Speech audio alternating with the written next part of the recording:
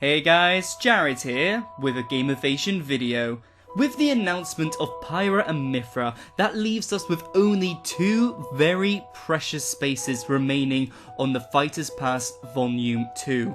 So many people are speculating who it could be, but I have reason to believe that we will only get one more character for Super Smash Bros. Ultimate that is going to be a third party character. My reasons for this are because we've had a first party character announced to wrap up the first Fighters Pass in the form of Byleth. And when we eventually get round to having only one character to be announced for this Fighters Pass, I don't think Nintendo are going to want to give the limelight to a third party character.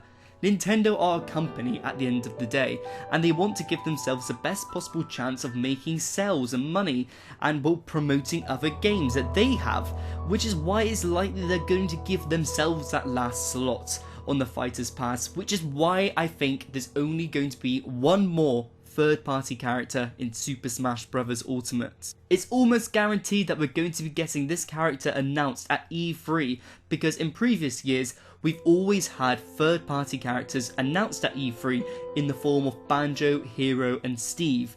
Even though Steve wasn't announced at E3, it's very likely he was meant to be, but due to the cancellation of E3 2020 due to the pandemic, it's likely it was pushed back. If you're new here, then be sure to subscribe and like the video.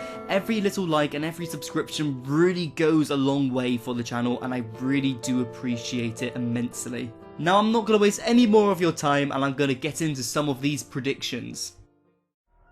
Smash Bros is a celebration of the video game industry, right? And one very prominent genre within the industry is horror. And that's why I think we're long overdue a character to represent this major part of the gaming industry. That's why I've landed on a Resident Evil representative. This space could go to one of three characters: Chris Redfield, Leon Kennedy, or Jill Valentine. Each character has their own credentials to be in Smash, so I would be very happy to see either one of these characters be chosen. But if you had to twist my arm for an answer, then I would go for Jill Valentine, just to give us a few more female representations in Smash. If they can strip back Snake and Bayonetta for Smash, then I'm sure they can easily do the same for a Resident Evil rep. There's a plethora of weapons you can play around with for from all the Resident Evil games that can make for a pretty fun moveset if you ask me. And, well, yeah, the final Smash could be like zombies rising up on the stage and attacking the players, and to be honest, that sounds pretty fun to me.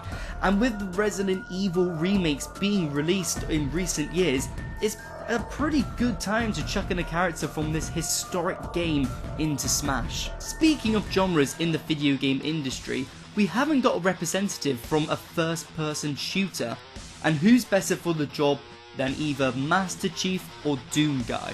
Both have a tremendous history in the gaming industry, and I don't think I really need to sing the praises for these two characters. We all know who they are, and we all can agree that they both more than deserve a place in Smash. But since I said that this will be the last third-party character to be added to Smash, then maybe they'll opt for Doom Guy to cover both bases of a first-person shooter genre and a horror game genre. And that's if you count Doom as a horror game. I'm not really too sure whether you would or not.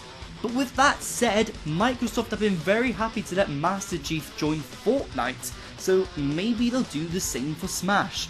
Only time will tell. We all know the importance of Mii costumes. Mii costumes have historically deconfirmed characters' inclusions in Smash in the form of Geno and Monster Hunter, but we're still yet to see a Lloyd Irving Mii costume. We had a Lloyd Irving Mii costume in Smash 4, but there's been no sign of it in Ultimate. We had a Rex Mii costume given to us, but not a Pyra Mii costume, and lo and behold, we now have Pyra as a playable character in Smash.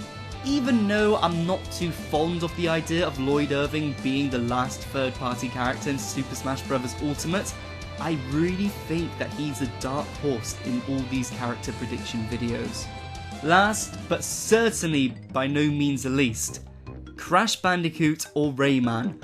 Both these characters represent the same decade in gaming. They're both such beloved characters by millions of people, but we can only choose one.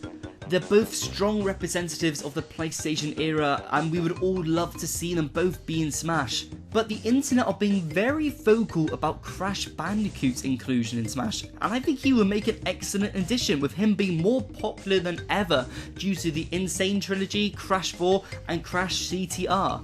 However, Ubisoft are very tight with Nintendo, with the Mario & Rabbids Kingdom Battle game releasing a few years ago, and Rabbid Mii costumes being added to Ultimate. Is it a coincidence that they've been added as a Mii costume and not Rayman? And then of course there's a bunch of people who say that Rayman is actually secretly trapped in the ice in one of the stages, which I would love to be true. I don't think it would be, because that just seems a bit too ridiculous, but I would love to be proven wrong on that one. But what do you guys think? Do you agree with my predictions? Do you agree that we're only going to get one more third-party character added to Super Smash Bros. Ultimate? And which one of the characters I have presented today do you think has the best chance of being in Super Smash Bros. Ultimate? Be sure to let me know in the comment section below, and be sure to subscribe for all things Nintendo.